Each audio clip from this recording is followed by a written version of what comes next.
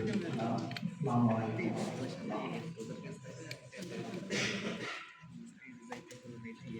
ওসমান আলী হত্যার ন্যায় বিচার রাষ্ট্রীয় সংকট অবলম্বনে কাম্য শিরোনাম আজকের ইজতেমার আয়োজক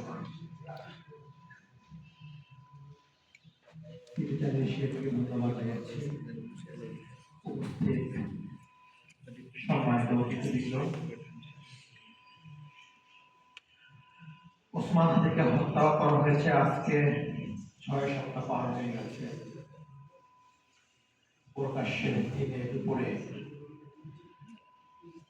গুলি করে ঘাতক 6 ঘন্টার মধ্যে বাংলাদেশের বর্ডার পার হয়ে ইন্ডিয়া চলে গেছে। ওসমান হাদি বলতেন, এদেশের স্বাধীনতা সার্বভৌমত্ব আছে কিনা আমাদের সন্দেহ আছে।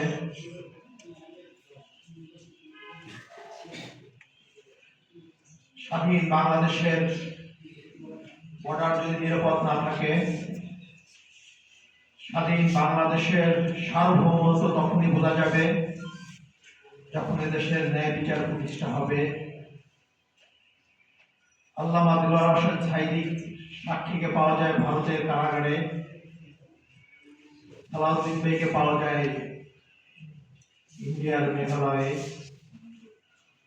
তারই ধারাবাহিকতায় ওসমান হাদির খুনিকে পাওয়া যায় ইন্ডিয়াতে। এজন্য ওসমান হাদি বলেছিলেন, স্বাধীনতার 54 বছরে আমরা স্বাধীনতা সার্বভৌমত্ব অর্জন করতে পারি নাই। আমাদের মূল লড়াইটাই ছিল দেশের স্বাধীনতা সার্বভৌমত্ব রক্ষা করার জন্য। প্রিয় উপস্থিতি, ওসমান হাদি শহীদ হওয়ার পরে বাংলাদেশের কোটি কোটি মানুষ যেভাবে আর্তনাদ করেছে, চোখের পানি ফেলেছে,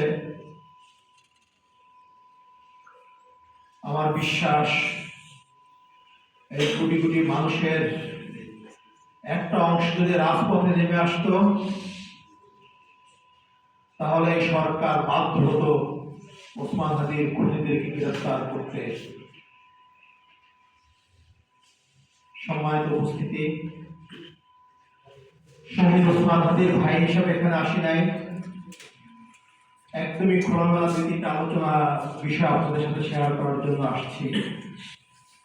আমার আলোচনায় কোনো ভুল ত্রুটি হলে আপনার ক্ষমা সুন্দর দৃষ্টিতে দেখবেন।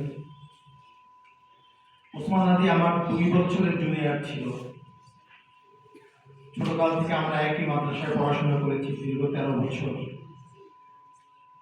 2009 সালে আমরা ঢাকাতে আসছি। 2009 থেকে 2024 এই দীর্ঘ সময় ওসমান হাদি এবং তার স্মৃতি এই ঢাকা ইউনিভার্সিটি থেকে শুরু করে ঢাকার অলিতে গলিতে বিদ্যমান ছিল। আমাদের মূল সংগ্রামটা শুরু হয়েছিল 2012 সালে আমার বাবার মৃত্যুর পরে। বাবার মৃত্যুর পরে আমাদের কাছে মনে হয়েছিল এই পৃথিবীতে আমাদের মতো অসহায় আর কোনো সন্তান মনে হয় নাই। আমরা 2 ভাই কাছাকাছি থাকার কারণে ঢাকা শহরে সার্ভাইভ করাটাই ছিল আমাদের জন্য চ্যালেঞ্জ। সেই চ্যালেঞ্জ ওভারকাম করে আমরা রাজপথে সক্রিয় হয়েছিলাম। যদি আপনারা ওসমান হাদিকে দেখতে চান, তার লাইফের 5ই আগস্টের পর থেকে তার শাহাদাত পর্যন্ত এটা একটা জীবন। প্রকাশ্যে তিনি অ্যাক্টিভিজম করতে পেরেছিলেন। যে ওসমান হাদিকে আপনারা দেখেছেন 2024-এর 5ই আগস্টের পরে, সেই ওসমান হাদিকে তৈরি করার জন্য, সেই ওসমান হাদি তৈরি হওয়ার জন্য আরো দীর্ঘ পথ তাকে পাড়ি দিয়ে আসতে হয়েছে।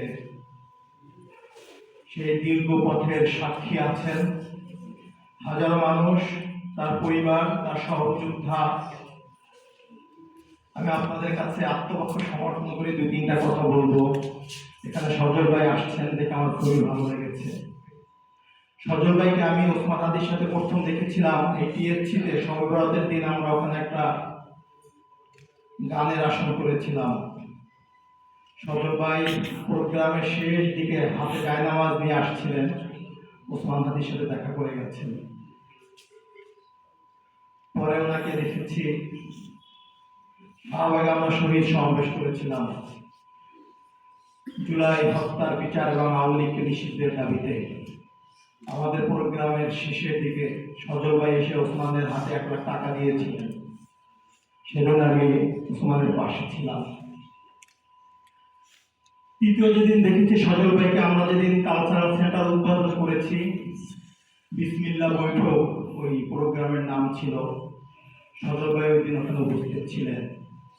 আমরা 80 প্যাকেট খাবার তৈরি করেছিলাম গেস্টদের জন্য, কিন্তু আমাদের উপস্থিত ছিল 120+। আমাদের যারা খুব কাছের ছিল তাদেরকে আমরা ওই দিন খাবার দেই নাই। ওসমান বলতেছিলেন যে সজল ভাই আসছে, তার জন্য 1টা প্যাকেট আপনি রেখে দিয়েন। সর্বশেষ সজল ভাই যখন বের হয়ে আসছেন, উনি কিছু কেনাকাটাও করেছিলেন মেবি 1000 টাকার মতো। আমি একটা খাবারের প্যাকেট সজল ভাইয়ের হাতে দিয়েছিলাম একদম লাস্টের দিকে। সর্বশেষ সজল ভাইকে নিয়ে ওসমানের সাথে যাওয়ার স্মৃতি। ওসমান গুলিবিদ্ধ হন 12ই ডিসেম্বর। 11ই ডিসেম্বর বিকালে আমাদের এই ইনকলাব কালচারাল সেন্টারে এক ক্লাবের আলোচক হিসাবে ওসমান বলতেছিলেন সজল ভাইকে দাওয়াত দিতে চাই, আপনি কি বলেন? জাতীয়তাবাদ নিয়ে তার বোঝাপড়া খুব দারুণ। আমি বললাম তাকে দেওয়া যায়, যেহেতু সে লেখালেখি করে দারুণ হবে। 12 তারিখ সন্ধ্যায় ইনকলাব কালচারাল সেন্টার সে প্রোগ্রাম ছিল। ভাগ্যের নির্মম পরিহাস, ওসমান হাদি 12 তারিখ সন্ধ্যায় ছিলেন এবার কেয়ার হসপিটালের আইসিইউতে। আমি সজল ভাইকে এতটা ব্যাখ্যা করার একটাই কারণ হচ্ছে, হাদিকে অনেকেই সমালোচনা করতেন। এমন পর্যায়ে চলে গিয়েছিল হাদিকে হত্যাযোগ্য করে তোলার জন্য এক শ্রেণীর অ্যাক্টিভিস্টরা উঠে পড়ে লেগেছিলেন। তারা কখনো বিএনপি হিসেবে পরিচয় দিতেন, কখনো সুশীল সাজতেন, কখনো নিজেদেরকে দেশপ্রেমিক মনে করতেন। মূলত তারা ছিল ফ্যাসিস্টদের দোসর এবং ভারতীয় বাংলাদেশকে যাতে ভারতের আধিপত্যবাদীদের হাতে তুলে দেওয়া যায় তাদের সহযোগী। ভাইরা আমার, ওসমান হাদির পরিবারের একার আছে? ওসমান হাদি কি শুধু ওসমান হাদি ইনকলাব মঞ্চের একার আছে?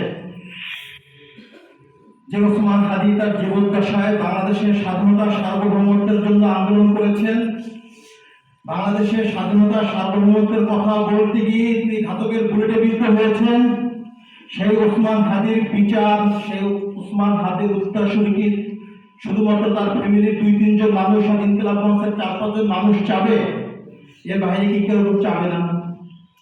ওসমান হাদির জানাজায় 10 থেকে 15 লক্ষ মানুষ উপস্থিত হয়েছিলেন। আপনারা কি কখনো মনে করেছেন জীবিত ওসমান হাদির প্রোগ্রামে এরকম লক্ষ লক্ষ মানুষ কখনো আসছে? আসে নাই। সংখ্যা দেখে ইনকলাব মঞ্চ কখনো প্রোগ্রাম করে নাই।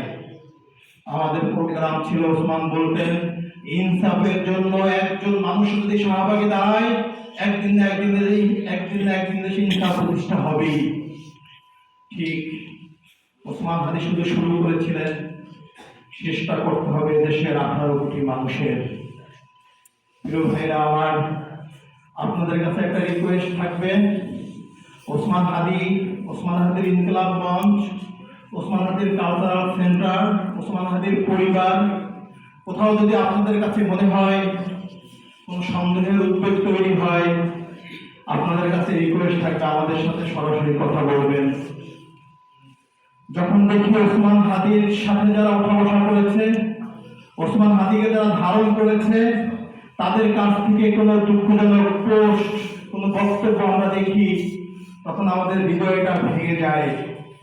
কারণ হচ্ছে ওসমান হাদি জীবিত থাকতে যাদের সাথে ওঠা বসা করেছেন, ওসমান হাদি তারা সহযোদ্ধা।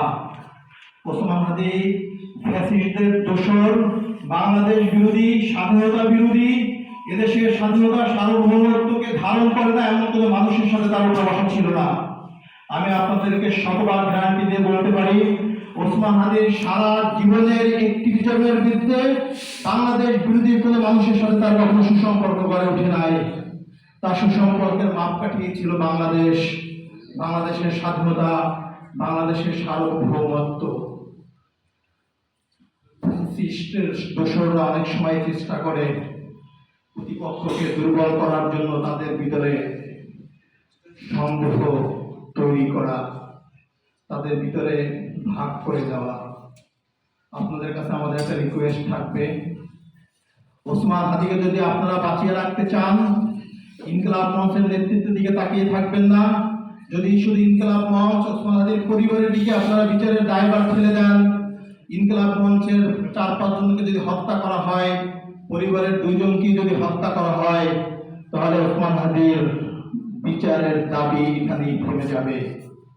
ভাইরা আমার, আপনারা অনেকেই মনে হতে পারেন ইন্টারিম গভর্নমেন্ট পরিবারকে সুযোগ সুবিধা দিচ্ছে, অনেকেই বলছেন যে এটা বিচারের বিনিময়ে সুযোগ সুবিধা দিচ্ছেন। খুবই দুঃখজনক। ইন্টারিম গভর্নমেন্টের সাথে এমন পরিবারের কাউরই কথা হয় নাই, কোনো চুক্তি হয় নাই যে তোমাদেরকে সুযোগ সুবিধা দিচ্ছি, বিনিময়ে তোমরা বিচার চাইবে না অথবা এই বিচার থেকে তোমরা সরে আসবা। বিষয়টা হয়েছে ইন্টারিম গভর্নমেন্ট ওসমান হাদির সন্তানকে যে ফ্ল্যাট দিয়েছে আর 1 কোটি টাকা দিয়েছে, এই টাকা সরকারের নিজস্ব কোনো টাকা না। এই টাকা হচ্ছে আপনার আমার দেশের জনগণের ট্যাক্সের টাকা। সেই টাকা সরকার তার দায়বদ্ধতার জায়গা থেকে ওসমান হাদির 10 মাসের সন্তানকে দিয়েছে। ভাইরা আমার, আপনাদের অবশ্যই বুঝতে হবে, আমরা বাংলাদেশের আর্থসামাজিক প্রেক্ষাপটে একটা এতিম ছেলে, যার বাবা তার জন্য কিছু রেখে যান নাই, সেই সন্তানের দায়ভার কে নিবে?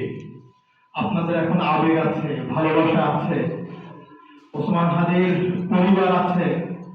একটা সময় এমন হতে পারে ওসমান হাদির চাচা মারা গেছেন, তার আম্মা সেও মারা গেছেন, অথবা অন্য কোথাও বাস্তবতার মুখোমুখি হয়েছেন।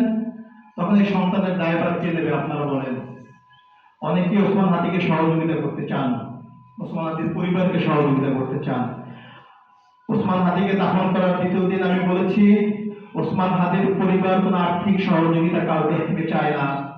এখন পর্যন্ত ওসমান হাদির পরিবার 1 টাকা কারোর কাছ থেকে নিয়েছে আপনারা বলতে পারবেন না। মানুষ আমাদেরকে সহযোগিতা করতে চায়, যারাই আমার কাছে আসে আমি তাদেরকে 3টা অপশন দেই। আপনি ইনকিলাব মঞ্চে সহযোগিতা করেন, অথবা কালচারাল সেন্টারে সহযোগিতা করেন, অথবা আমরা শহীদ ওসমান হাদি ফাউন্ডেশন করতে যাচ্ছি, আপনি ফাউন্ডেশনে সহযোগিতা করেন। এর বাহিরে ব্যক্তিগতভাবে ওসমান হাদির পরিবার কারোর কাছ থেকে কোনো সহযোগিতা নেয় নাই এবং নিবে না। সরকার যতটুকু দিয়েছে, আমরা যদি সরকারের সাথে দিন দরবার করতাম, 1 কোটির বিনিময়ে 10 কোটি টাকা আদায় করতে পারতাম, যদি এটা আমাদের উদ্দেশ্যই থাকতো। আমরা শুধু ততটুকুই সরকারের কাছ থেকে নিয়েছি, শহীদ ওসমান হাদির এতিম সন্তানের ভরণ পোষণের জন্য যতটুকু প্রয়োজন ততটুকুই আমরা নিয়েছি। ভাইরা আমার ব্যাপারে অনেকেরই আপত্তি থাকতে পারে। আমি মালয়েশিয়াতে আমার আলোচনায় আমি খুবই পরিষ্কার করে বলেছি, এখনো বলি, ওসমান হাদির সাথে আমার সম্পর্ক শুধু ভাইয়ের সম্পর্ক ছিল না। এখানে অনেকেই উপস্থিত আছেন, আপনারা হয়তো জানতেন না 5ই আগস্ট 12ই ডিসেম্বর আগে আমি ওসমান হাদির ভাই। কিন্তু এখানে অনেকেই আছেন যারা ইনকিলাব কালচারাল সেন্টারে গেছেন, ইনকিলাব মঞ্চের প্রোগ্রামে গেছেন, বিভিন্ন লিয়াজুর কাজে গেছেন, আমাকে দেখেছেন, হয়তো কোনদিন বলা হয় না যে ওসমান হাদির ভাই। ইনকিলাব মঞ্চের প্রতিষ্ঠা থেকে ওসমান হাদির দাফন করা পর্যন্ত এমন একটা কাজ নাই, একটা সিদ্ধান্ত হয় নাই, রাজপথের একটা প্রোগ্রামও হয় নাই যে আমি ওমর বিন হাদি ওসমান হাদির সাথে ছিলাম না। শুধু ছিলামই না, আমি ছিলাম এই প্রোগ্রামের হয়তো প্ল্যানকারী অথবা মাঠ পর্যায়ে বাস্তবায়নকারী। এখানে ইনকিলাব মঞ্চের ভাইরা আছেন, আপনারা তাদের সাথে কথা বলে নেবেন। ইনকিলাব মঞ্চের প্রতিষ্ঠা থেকে আজ পর্যন্ত ইনকিলাব মঞ্চের কালচারাল সেন্টার থেকে 1টা টাকা ওসমান হাদির ভাই ওমর বিন হাদি নেয় নাই। আপনাদেরকে আমি চ্যালেঞ্জ করে বলতেছি, জাবের জুমাদের সাথে আপনারা কথা বলে নেবেন। 1 টাকা শুধু খরচ না, কোনো ডোনেশন না, কোনো আপ্যায়ন বাবদ না, 1 টাকা আমি কোনদিন নেই নাই, বরঞ্চ আমার কোটি কোটি টাকার বিজনেস ফেলে রেখে ইনকিলাব মঞ্চের পিছনে হাজার হাজার টাকা খরচ করেছি। ভাইরা আমার, আজকের যে শিরোনাম, ফেসিবাদ আমাদেরকে কিভাবে আষ্টে পৃষ্ঠে আঁকড়ে ধরেছে তার প্রমাণ হলো ওসমান হাদির হত্যার 1 মাস যেতে পারে নাই পুরো বাংলাদেশের ফ্যাসিস্টরা ন্যারেটিভ তৈরি করেছে ওসমান হাদির বিচারের বিনিময়ে তার ভাই বিক্রি হয়ে গেছে।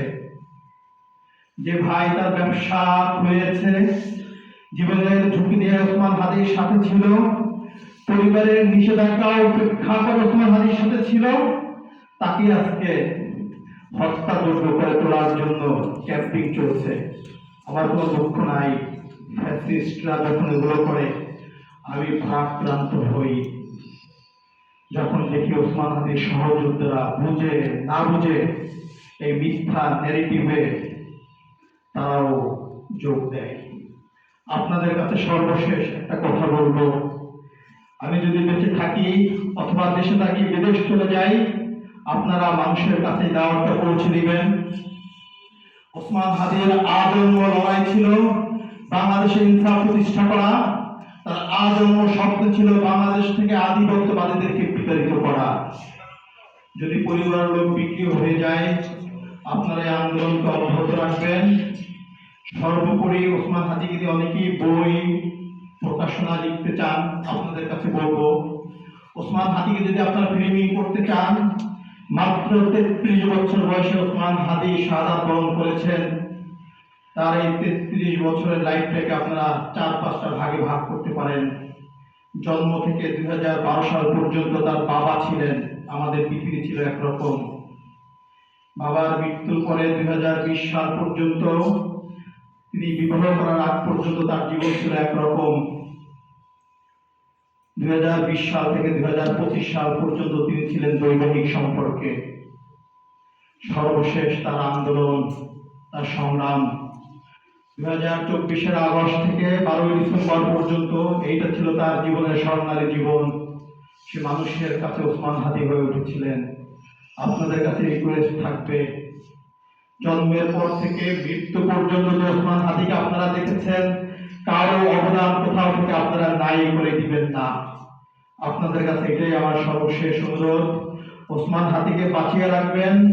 কবিতা, শিল্প, গানে, সাহিত্যে ওসমান হাদিকে আপনারা বাঁচিয়ে রাখবেন। ওসমান হাদির সাংস্কৃতিক আন্দোলনের মাধ্যমে সর্বোপরি ওসমান হাদিকে আপনারা জীবিত রাখবেন। বাংলাদেশ থেকে ভারতীয় আধিপত্যবাদীদের বিতরণ করার মাধ্যমে। ভাইরা আমার, আবারও বলি, ওসমান হাদিও বলতেন, শত্রুর সাথে আমরা ইনসাফ করতে চাই, আমরা আমাদের শত্রুর সাথে কখনো বেইনসাফি করব না। আপনাদের কাছে রিকোয়েস্ট থাকবে, ওসমান হাদির পরিবার, তার সহযোদ্ধাদের কোনো ভুল ত্রুটি হলে তাদের সাথে যোগাযোগ করে কথা বলে আপনাদের ভুলগুলো তাদের শুধরে নেওয়ার সুযোগ দিবেন। আমরা যদি ভুলগুলো শুধরে নিতে পারি, ওসমান হাদির মতো হয়ে উঠতে পারি, সে দোয়া চাই।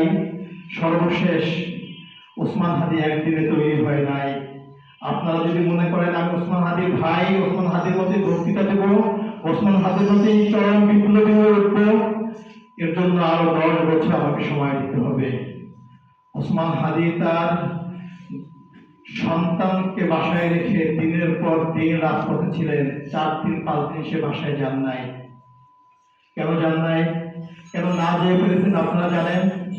ওসমান হাদি মনে করছিল সে যদি বাসায় না যায়, তার ভাই আছে, তার সংসার, তার পরিবার দেখে রাখবে, তার বোন আছে। কিন্তু আমাদের ভাই তো চলে গেছে, আমরা এখনো ওসমান হাদির মৃত্যুর পরে অস্বাভাবিক পরিস্থিতি থেকে স্বাভাবিক হয়ে আসতে পারি নাই। আমার মা এখনো ঘুমের মধ্যে কেঁদে উঠে ওসমান ওসমান করে চিৎকার করে উঠে।